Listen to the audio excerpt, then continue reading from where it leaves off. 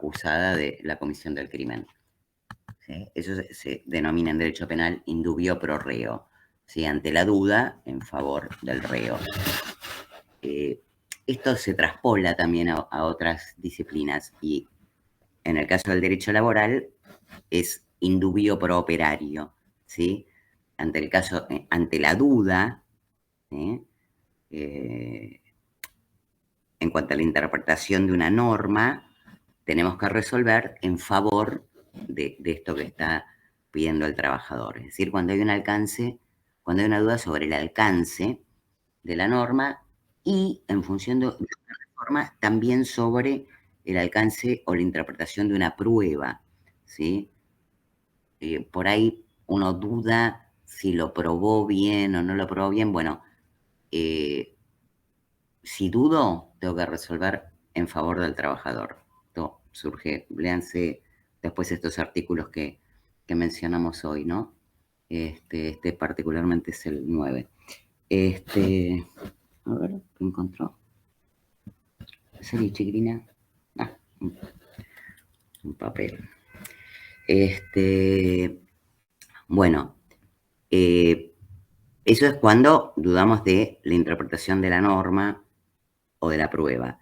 Después, para ver qué regla del derecho o qué norma del derecho vamos a aplicar cuando hay un conflicto normativo, ¿sí? Resolvemos en función de la norma más favorable, ¿sí? Elegimos aquella que sea más favorable.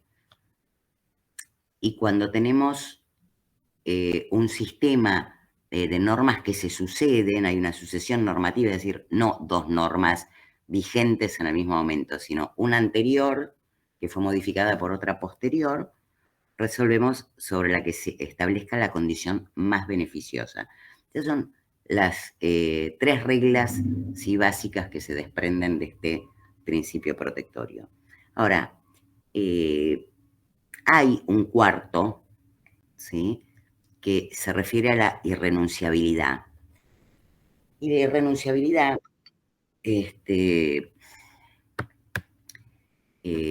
habla de cuál es el límite, en realidad, de la autonomía de la voluntad. Acuérdense que cuando les contaba este cuentito, ¿sí?, de cómo nació liberto de la esclavitud a la dependencia, en realidad lo que se trataba de ver era cuál iba a ser el límite de su jornada para poder adquirir sus bienes para satisfacer sus necesidades alimentarias. Entonces, mientras que el derecho en general común reconoce la autonomía, es decir, la libertad de las personas para poder negociar lo que quieran, salvo cosas básicas, como por ejemplo, quién puede celebrar un contrato, ¿no? Pero digamos, o un límite temporal a los contratos, cuánto puede durar un contrato, pero después, digamos que el resto lo puede libremente pactar. En el derecho del trabajo hay un límite a esa autonomía de la voluntad muy fuerte, que está dado por esto que ya hemos hablado, ¿sí?, hasta el cansancio, de fijamos pisos mínimos inderogables sobre los cuales el trabajador no puede disponer, no puede renunciar a esos principios. Y esto, que se llama irrenunciabilidad, está contemplado en el artículo 12 de la Ley de Contrato de Trabajo, con una particularidad, porque miren, en su redacción originaria, el artículo 12 decía: será nula y sin ningún valor toda convención de partes que suprima o reduzca los derechos previstos en esta ley, los estatutos profesionales o las convenciones colectivas, ¿sí? Es decir, ley, estatutos, que son como un convenio colectivo, o convenios colectivos, ¿sí?, ya sea el tiempo de la celebración del contrato, su ejecución o provenientes de la extinción. Es decir, que lo que decía es solamente la ley o las convenciones colectivas. Pero lo normal es que los beneficios, o muchos beneficios, se establezcan a través de los contratos individuales de trabajo. Esto es la práctica, que yo pacte con mi empleador una vacación más extensa, un sistema de cobertura prepaga, un bono, una gratificación, ¿se entiende? Las cosas de lo cotidiano, ¿sí? Que hacen en realidad a que yo elija, en definitiva, trabajar en esta empresa y no en otra. Que me den el auto, que me paguen, no sé, si soy un jerárquico, una membresía a determinado club, que me reconozcan el celular o me den el auto, no sé. Toda esta cuestión surge en realidad de la negociación individual de un trabajador, ay, a ver, Maricel, y no de una convención colectiva. Pero hasta el 2009 no estaba en este artículo 12 los contratos individuales de trabajo. Y esto generó mucho conflicto, porque lo que se discutía es, bueno, si el artículo 12 se refiere a la convención colectiva, a los estatutos y a los previstos en la ley, todos aquellos beneficios que pactó el empleador con su trabajador sí pueden ser negociados. No hay duda que podían ser negociados hacia el futuro, ¿no? Es decir, si hoy me cambia la condición, bueno, los beneficios que yo me gané hasta hoy los tengo que mantener. Y uno estaba hablando de, bueno, ¿qué va a pasar en octubre? Pero no que no me vas a pagar los beneficios que me fui adquiriendo en septiembre. Sobre esto no había discusión. Era un trabajador podía renunciar a estos beneficios individuales pactados en el contrato individual hacia el futuro. Bueno, en el 2009 se modificó el artículo 12 y se le incorporó solamente estas poquitas palabras que fueron contrato individual del trabajo, y ahí vino a zanjar una cuestión sustancial que era la que generaba toda la jurisprudencia contradictoria, porque ¿entienden la diferencia? Uno decía, de hecho, miren, el titular de cátedra tiene su tesis doctoral escrita sobre irrenunciabilidad, ¿sí? O sea, era un tema que había dado mucha discusión en la doctrina, porque algunos decían, en definitiva, cuando el trabajador elige un puesto de trabajo, lo hace por no solo su necesidad alimentaria, supongamos que tiene 2 o 3 opciones que son similares. Puede elegir por proximidad, por nombre de la empresa, pero también puede elegir por beneficios. Con lo cual, que el empleador luego le suprima esos beneficios, hace prácticamente a una condición que para ese trabajador fue esencial. ¿Y por qué estaría renunciando un trabajador a ese beneficio sin ninguna contraprestación? ¿No? Pues no es que el empleador le dice, bueno, te dejo de reconocer tal y cual beneficio, pero trabaja 1 hora menos. Te vas renunciando gratuitamente a un beneficio. Bueno, esto que generó, ya les digo, una polémica muy importante, había muchos entonces que negaban valor a estos acuerdos de rescisión o de renuncia a estos derechos, y entonces,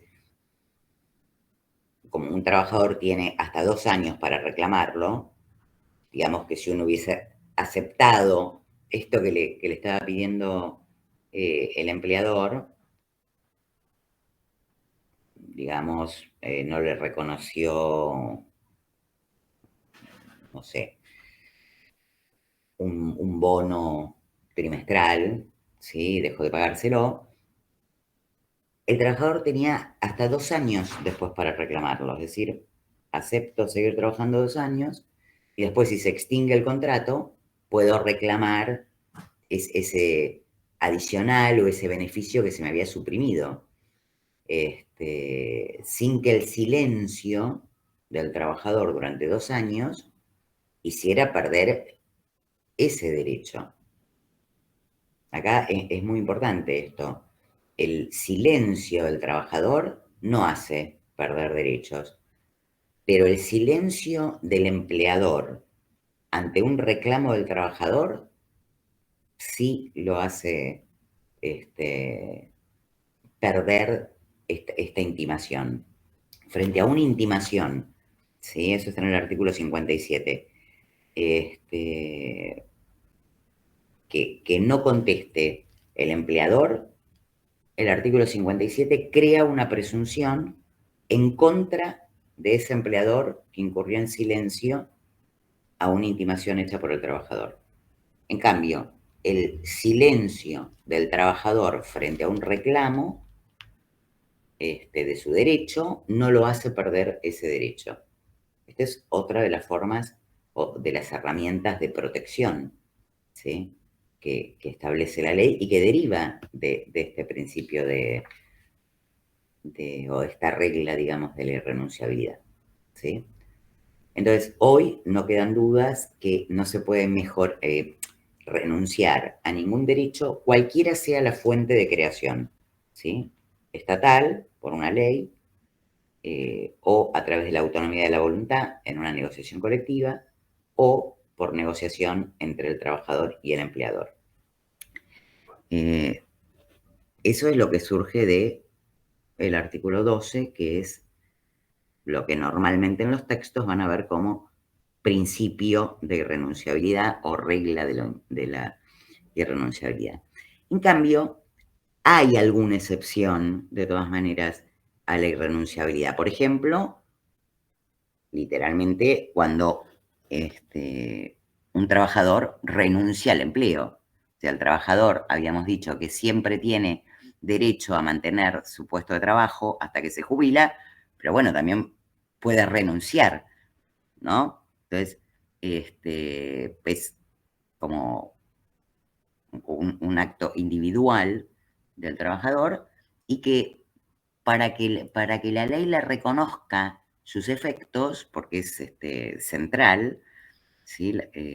Un acto trascendente, digamos, y la ley quiere asegurarse de que el trabajador no fue forzado a cursar esa renuncia, hay un artículo que es el 240, que después vamos a ver mejor en extinción del contrato, que obliga a que la renuncia que haga ese trabajador sea a través de un telegrama colacionado o ante la autoridad administrativa del trabajo. Es decir, para que sea válido requiere una forma específica, no puede renunciar por mail, por WhatsApp, por teléfono, no puede. Obligatoriamente tiene que renunciar por telegrama o ante el Ministerio de Trabajo. También hay otra excepción a la irrenunciabilidad, que es la caducidad y la prescripción. La prescripción es la pérdida de un derecho, o más técnicamente es la pérdida de la acción, ¿sí? Por el transcurso del tiempo.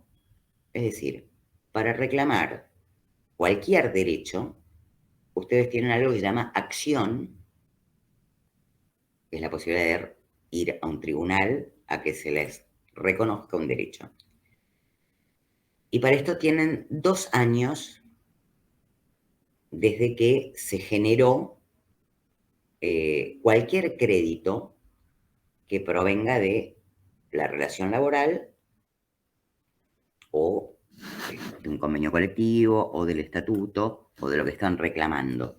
Y esta norma de 2 años es, dice la ley, de orden público, es decir, las partes no pueden, ¿sí?, modificarla a través de una convención colectiva o de un acuerdo individual, es decir, siempre 2 años.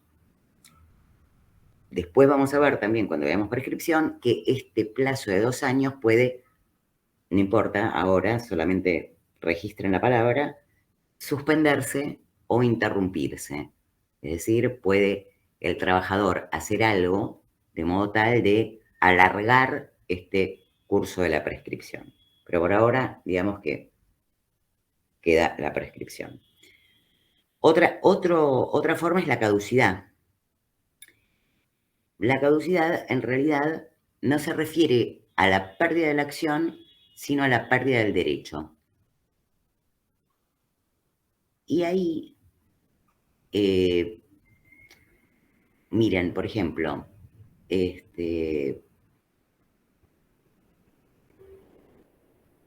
a ver, un ejemplo que se me ocurre rápido. Si un trabajador,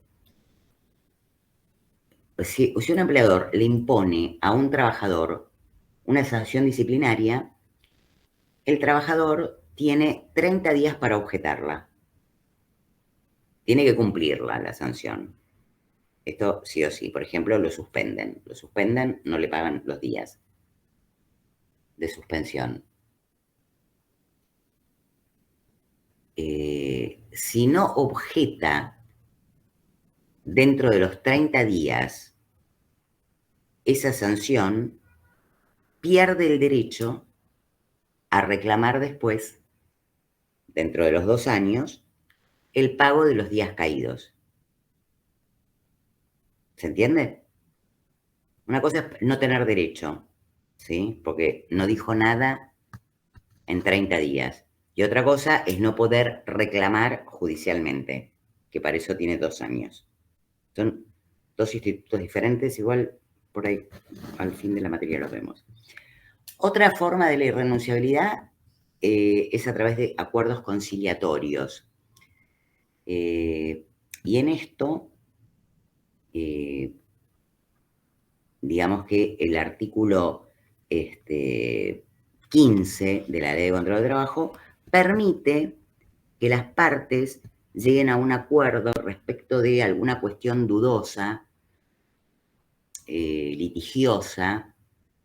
Por ejemplo, si en un juicio me reclamaba el pago de horas extras o de una registración o de lo que fuere que estuviéramos discutiendo, permite que se haga un acuerdo sobre estas cuestiones que eran dudosas y que el juez las homologue, es decir, les dé fuerza de acuerdo, de modo tal que no pueda discutirse nuevamente en el futuro, siempre y cuando entienda que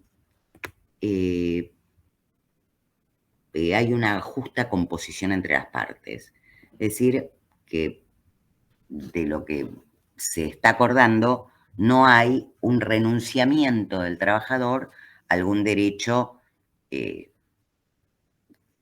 por el artículo 12 no puede renunciar. Por eso uno dice que tienen que ser cuestiones litigiosas.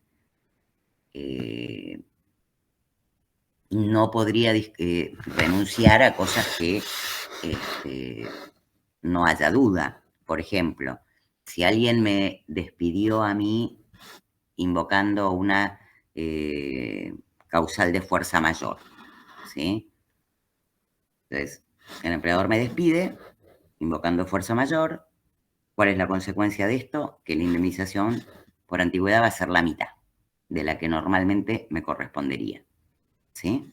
Entonces, el empleador me dice que queda despedido en función del artículo 247, ¿sí? No importa ahora profundizar, pero esto.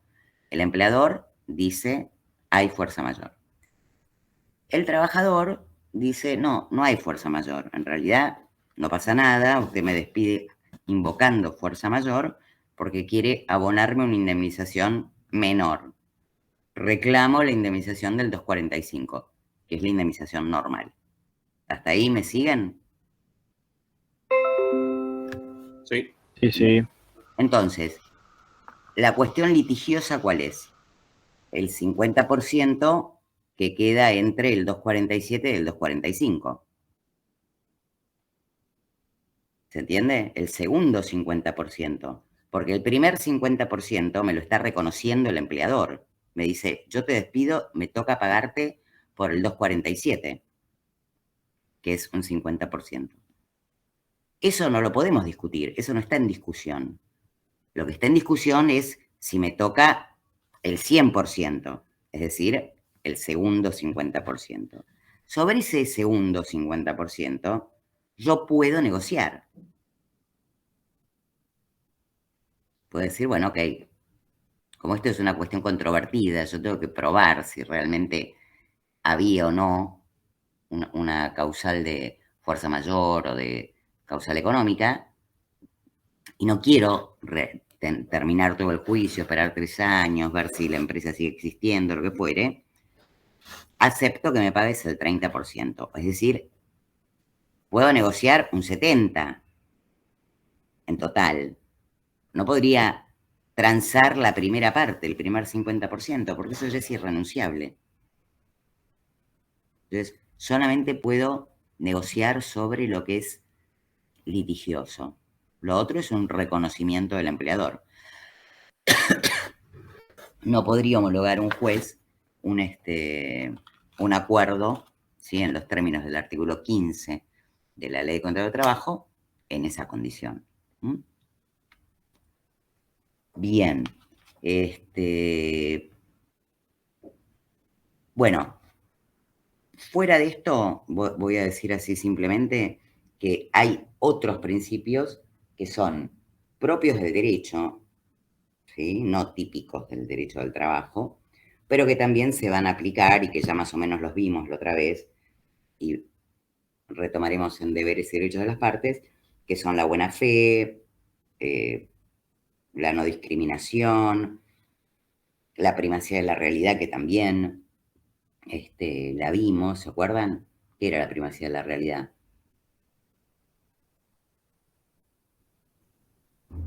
Hola.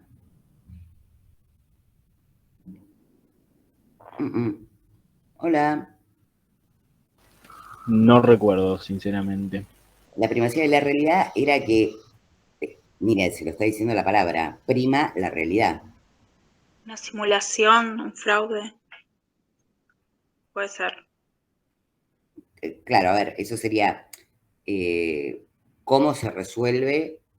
Sería la pregunta completa, ¿no?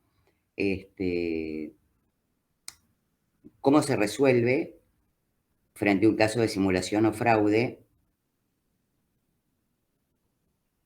Esa sería la pregunta. Entonces, la respuesta sería dándole valor o primacía a lo que ocurre en los hechos, es decir, a la realidad, y no, por ejemplo, a esta situación que el empleador quiso simular o fraguar, que está vedado por el artículo 14. Entonces, el artículo 14 dice que cuando hay una simulación o un fraude es nulo, ¿sí? Lo que las partes acordaron o intentaron simular o actuar, y que se reemplaza esa situación por las normas obligatorias de la Ley contra el Trabajo. Entonces, ¿qué es lo que prima frente a estas situaciones? La realidad. Este trabajador que había estado 5 años trabajando como repositor, pero que actuaba como si fuese un empleado de una interpuesta empresa, ¿sí?, la realidad es que se comportó como un empleado normal, repositor del supermercado, no como un trabajador eventual para cubrir una necesidad extraordinaria. Siempre el supermercado necesitaba el repositor, ¿no? De la ficción, ¿sí?, o la simulación, o el fraude, como quieran llamarlo, es, ay, tenía necesidad extraordinaria de tener a alguien que me ponga las latas de tomate en la góndola. No, la realidad es que siempre necesitas una persona que te ponga las latas de tomate en la góndola.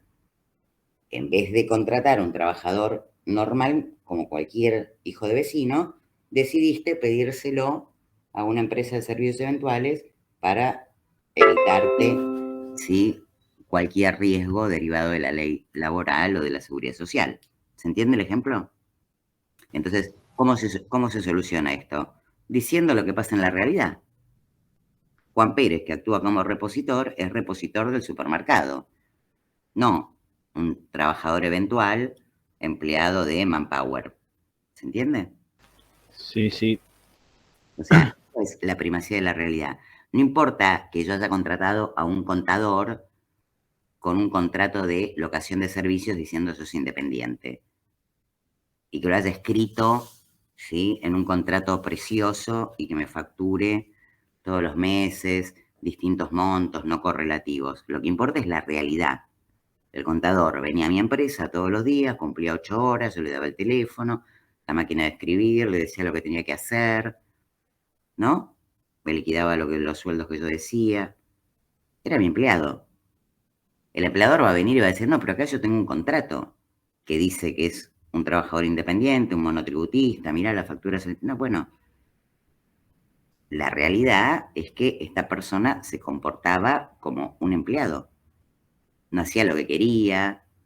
Si quería faltar 15 días, porque se quería ir de vacaciones, no podía, ¿no? Entonces no tenía la libertad. Prima la realidad, lo que se ve en los hechos frente a cualquier cosa que las partes pudieran haber escrito. Esto es la primacía de la realidad.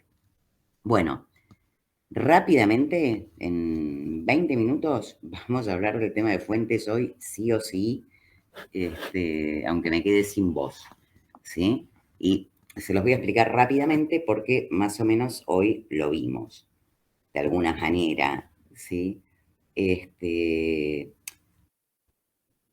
Cuando hablamos de fuentes, entonces ya les dije al principio que es la forma que nace una norma, ¿sí? Entonces, fuentes son, dijimos, la Constitución, los decretos, los convenios, los acuerdos individuales con el empleador, etc. Ahora, la ley de contrato de trabajo, después léanse el artículo 1, ¿sí? Habla de algunas fuentes, pero no son todas las fuentes. Entonces, el artículo 1 dice básicamente la ley de contrato de trabajo, las leyes y los estatutos, los convenios colectivos, la voluntad de las partes y los usos y costumbres.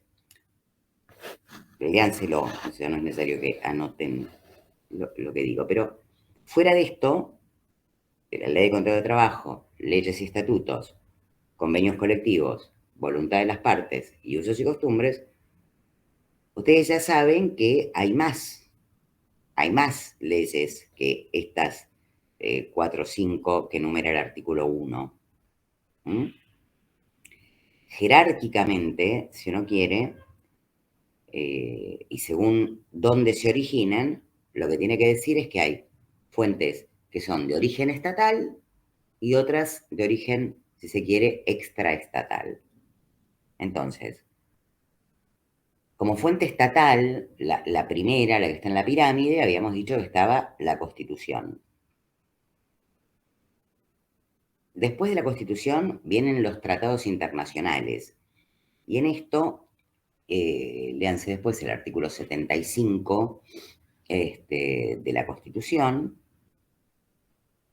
que así saben cuáles son los tratados internacionales, que son tratados que nuestra Constitución les da la misma jerarquía que la Constitución Nacional. Son los el Pacto Internacional de los Derechos Humanos, la Convención de Derechos Humanos, la de trabajo de menores, la de mujeres, 10, ¿sí? Son 10 tratados que incorpora en el año 94 nuestra Constitución y que les da la misma jerarquía que la propia Constitución, ¿sí? Después están los tratados internacionales que alguien había mencionado al comienzo de la clase, y los convenios, ¿sí?, que ya dijimos, emanan de la OIT y que necesitan, para ser aplicables en nuestro país, la ratificación del Congreso. Después tenemos leyes que son generales, ¿sí? Digamos, la mayor parte de las normas son generales, como por ejemplo la ley de contrato de trabajo, pero puede ser que haya alguna que tenga un alcance particular, como por ejemplo en el caso de los estatutos especiales, ¿sí? O profesionales, como puede ser el de la construcción, que también habíamos mencionado, ¿sí? O alguien había referido en alguna clase. Ese es particular o especial para determinada actividad, ¿sí? Mientras que la ley de control de trabajo tiene alcance general para todos los trabajadores en relación de dependencia. Después tenemos otra cosa que mencionamos hoy, que eran los decretos del Poder Ejecutivo, ¿sí? Que también nuestra Constitución, ya lo dijimos hoy, faculta al Ejecutivo para reglamentar todas las leyes que sean necesarias para ponerse en práctica sin modificar el alcance de esa norma. Y también mencionamos los decretos de necesidad de urgencia que rigen para casos excepcionales cuando el Congreso no está en sesiones, ¿no? Y que tienen, por lo tanto, fuerza como de una ley. Y después tenemos todas las resoluciones que pueden dictar todos los demás organismos administrativos del Estado, como por ejemplo el Ministerio de Trabajo, ¿sí? Que es lo que cada vez que hablamos de autoridad de aplicación, ¿sí? Las normas que dicta la autoridad de aplicación, en nuestra materia nos estamos refiriendo al Ministerio de Trabajo. Todas estas son las que llamamos normas de fuente estatal. Y después tenemos otras que son extraestatales. ¿Cuáles son las extraestatales? Las que no interviene el Estado. Y dentro de estas que no interviene el Estado, la primera, la más importante, que se les ocurre, ¿cuál es? La primera norma de fuente no estatal, la más general, la más importante, ¿cuál es? Lo dijimos hoy ya. Acuerdos individuales. Un poco más general. El empleador. Más general. Una norma general que rige a los trabajadores, en la que no interviene el Estado. Convenio colectivo. Convenio colectivo, claro, eso es una norma estatal, una norma de fuente no estatal, la más general de todas, el convenio colectivo. La hace un sindicato y una cámara empresaria. No interviene el Estado, el Estado homologa, pero no interviene como negociador, no le escribe el Estado, ¿no? Entonces, dentro de las de fuente extraestatal, el convenio colectivo, después el contrato individual, lo que se han podido pactar las partes.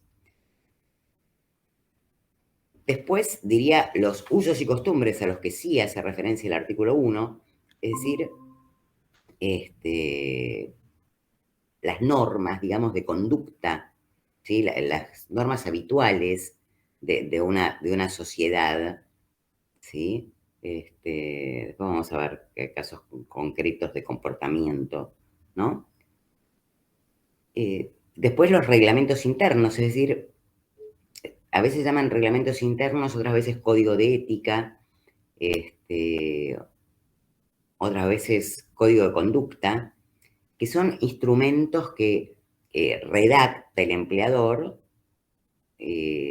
como para ir explicándole al trabajador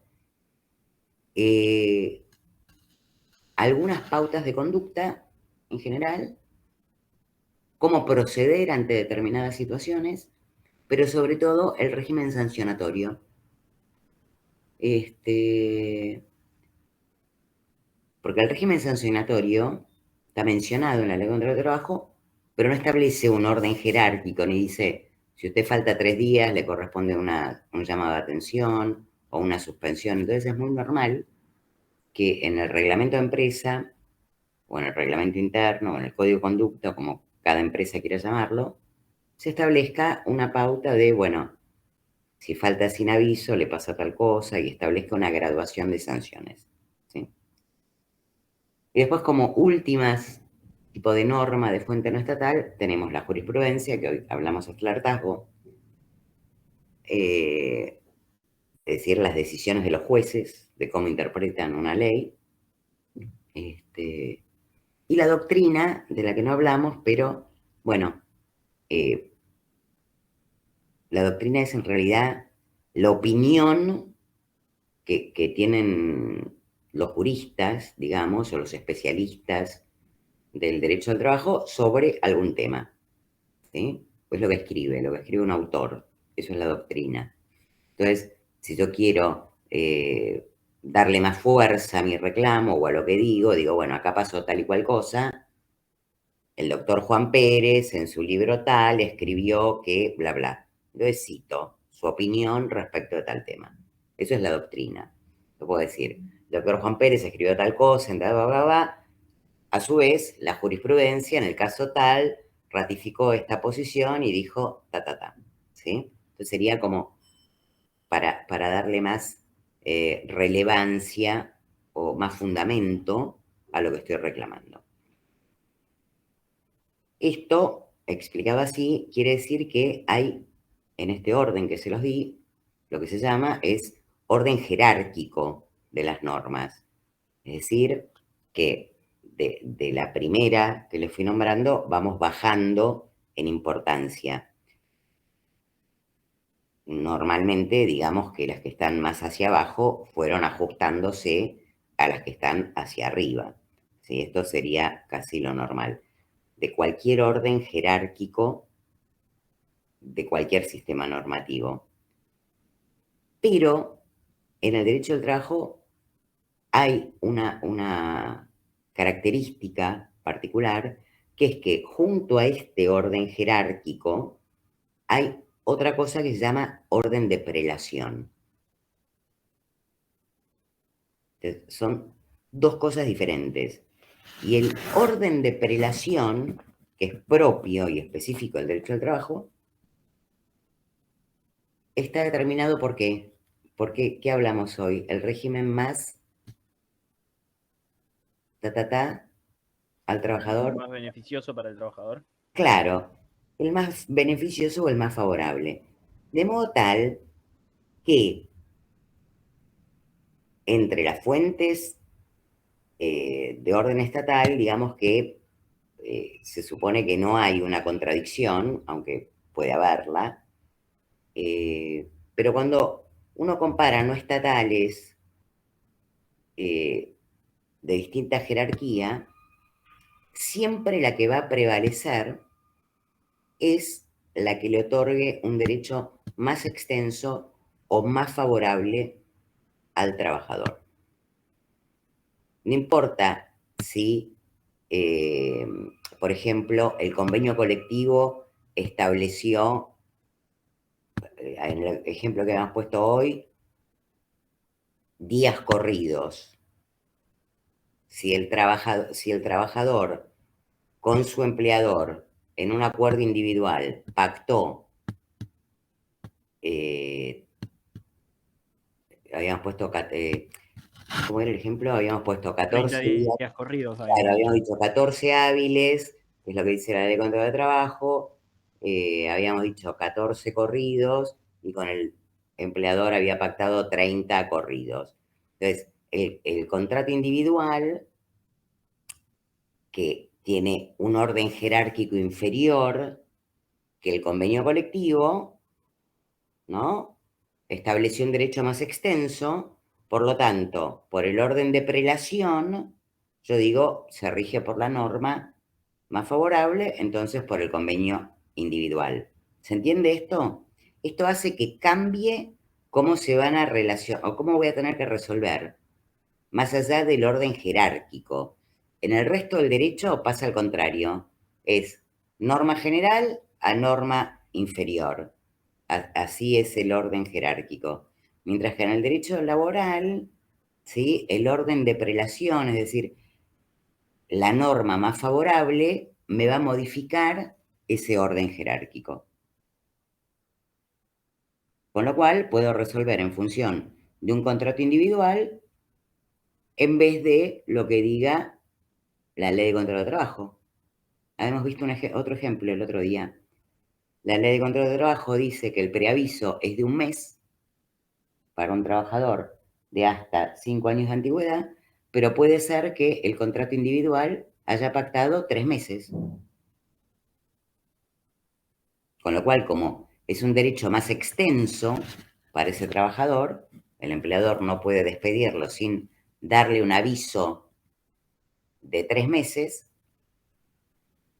entonces se aplica ese contrato individual, esa condición individual, y no lo que dice la ley de contrato de trabajo, que está en una posición, en un escalonamiento jerárquico superior.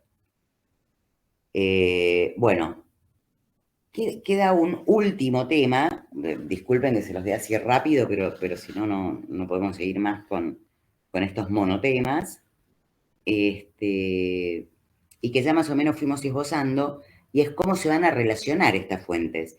Entonces, la Constitución, los tratados internacionales y las leyes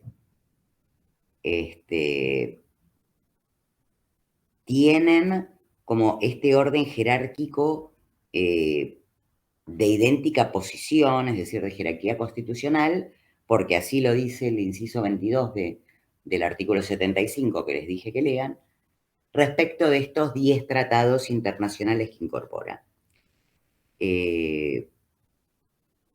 En cambio, abajo de la Constitución Nacional y de estos tratados, van a estar los convenios de la OIT en una posición que decimos es supralegal, es decir, un poquito más arriba de la ley. ¿Esto qué quiere decir? Que las leyes van a tener que adecuarse a lo que diga un convenio internacional y a lo que diga un tratado internacional que es equivalente a la Constitución. Por lo tanto, si una ley es contraria a la Constitución o a un tratado que tiene la misma fuerza que la Constitución, decimos que es inconstitucional. Mientras que si una ley es contraria a un convenio de la OIT, decimos que hacemos un control de convencionalidad, no de constitucionalidad, porque no es una constitución, sino un control de convencionalidad, y decimos que la ley no se ajusta a ese convenio y por lo tanto hay que modificarla, porque cada Estado, cuando fija un convenio, está obligado a... Ok, me quedan 15 minutos. Cada Estado está obligado a ajustar su legislación interna a la norma constitucional.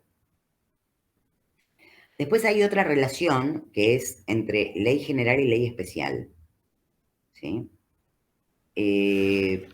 Por ejemplo, la ley de contrato de trabajo, que se aplica a todas las actividades, digamos, regidas por el derecho del trabajo, pero algunas tienen estatutos especiales, por ejemplo, la de construcción, ¿no?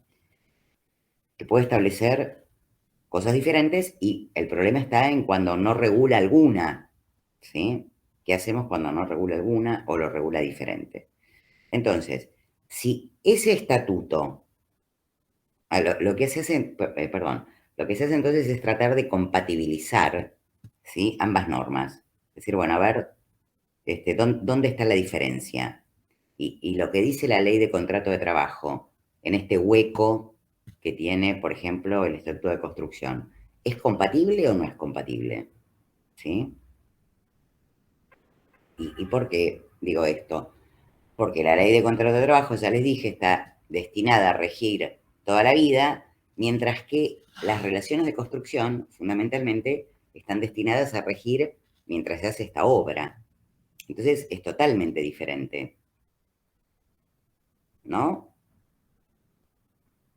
Son situaciones totalmente diferentes.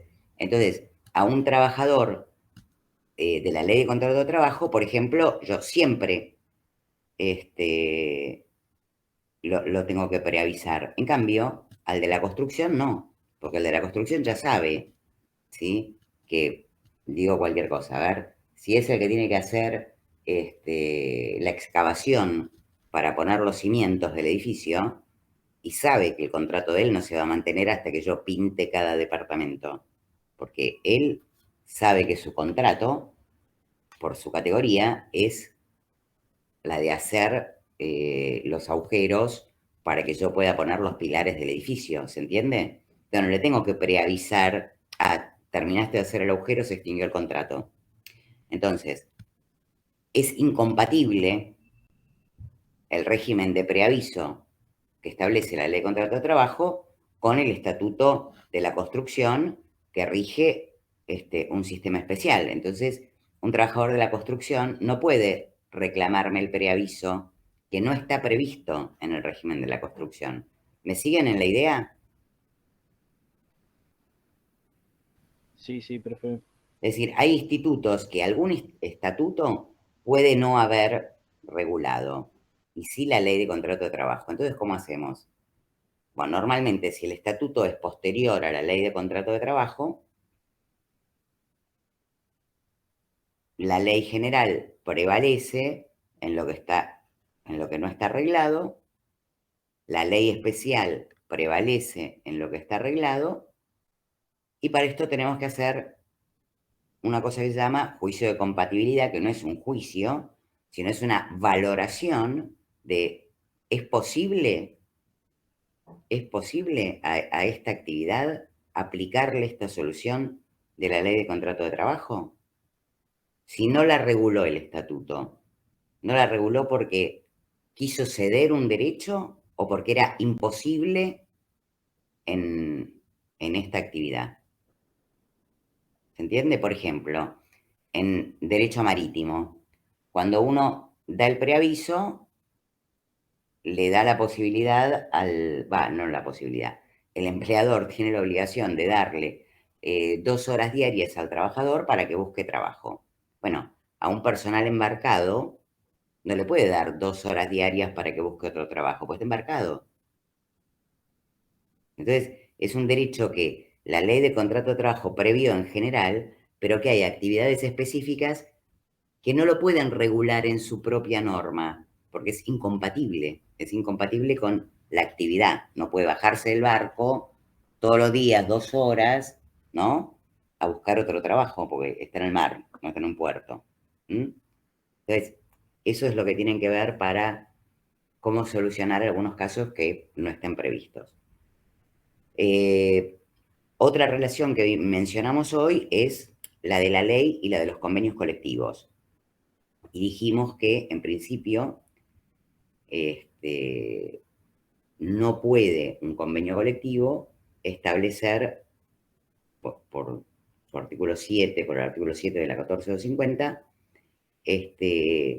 cláusulas menos favorables que las que están establecidas en la Ley de Contrato de Trabajo. Sí podría un convenio colectivo fijar hacia el futuro, ¿sí? Normas que aparentemente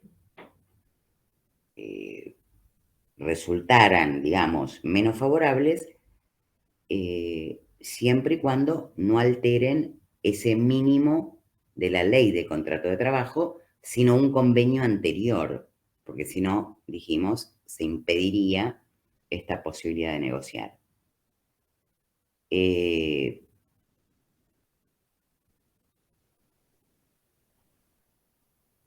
Y después diría que también hay una relación entre la ley y el convenio colectivo y el contrato individual, y que ya lo vimos hoy en función del artículo 12, de modo tal que este contrato individual nunca puede establecer condiciones menos favorables que las establecidas en la ley o en el convenio colectivo, y esto surge del artículo 7 de la Ley de Contrato de Trabajo.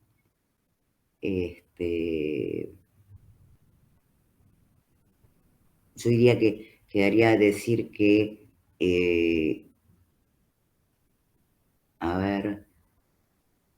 hay una relación también entre la ley y los usos y costumbres, porque los usos y costumbres pueden crear derechos que que son más favorables y que prevalezcan sobre la ley.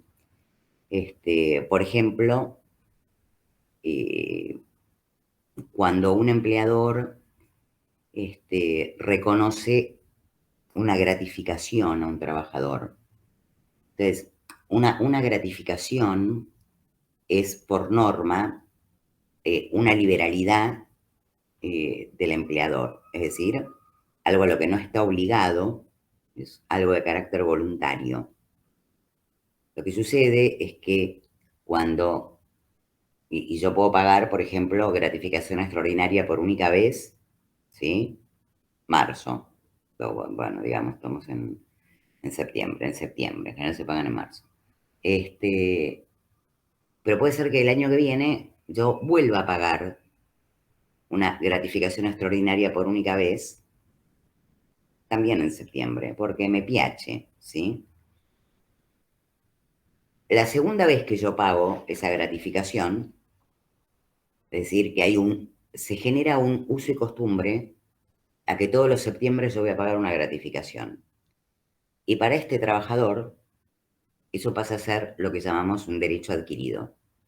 De modo tal que en septiembre del 2025, ese trabajador va a esperar cobrar esta gratificación, porque ya se generó, ¿sí?, una conducta, ¿sí?, en función de la cual, en forma periódica, la empresa reconoce esa liberalidad. Entonces, cuando tengo como mínimo dos o más gratificaciones, la jurisprudencia entiende que hay un uso y costumbre, ¿sí?, que genera un derecho adquirido en el trabajador y que esto que nació como una liberalidad del empleador no puede dejar de reconocerse.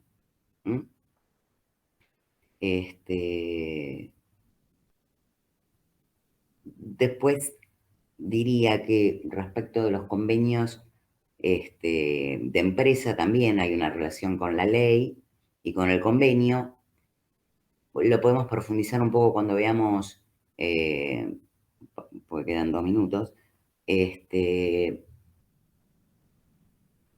porque digamos que uno puede, a través de un convenio, de un acuerdo de empresa, decir o establecer, por ejemplo, cuáles son las sanciones que se van a aplicar frente a determinado incumplimiento.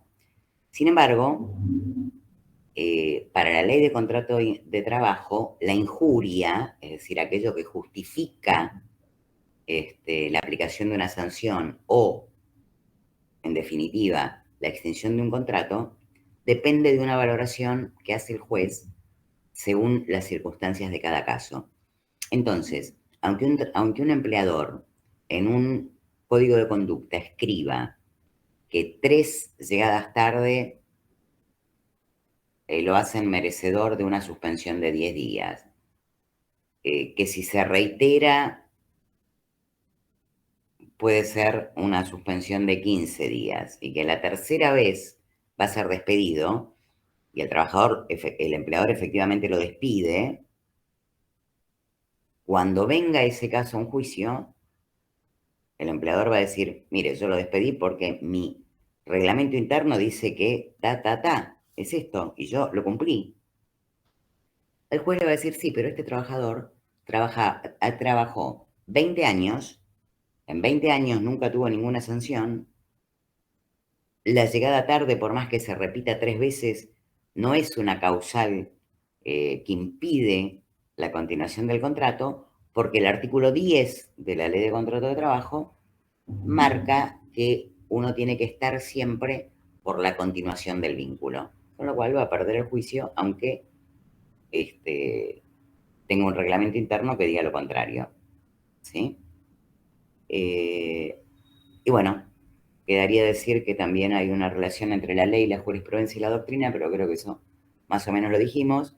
La ley establece la pauta general, la jurisprudencia y la doctrina tratan de interpretar en sus distintos roles, uno judicial y otro más académico, cómo interpretamos esa norma. Y bueno, con este apurón que les di así como en quinta, terminamos el tema de principios y fuentes que era lo que quería terminar el día de hoy. Pero bueno, por lo menos alguien preguntó algo y esto nos sirvió como para adelantar un poco el tema. Fíjense de la ley de contrato de trabajo, estos artículos que vimos hoy, yo les diría que miren 7, 8, 9 hasta 12, 14, 15. Sí, digamos, esos artículos. Bueno, léanse los primeros 15 artículos, porque ya como que diría que con eso tienen esa primera parte vista y si tienen alguna duda después la hacen. ¿Alguien le quedan 3 minutos? ¿Alguien quiere decir algo? ¿Alguna duda de algo? Creería que no. Tiene pánico de preguntar, Marco, ya, porque... No, ya anoté un montón de cosas hoy, la verdad. Ok. Bueno, chicos, buena semana y el viernes los me marco.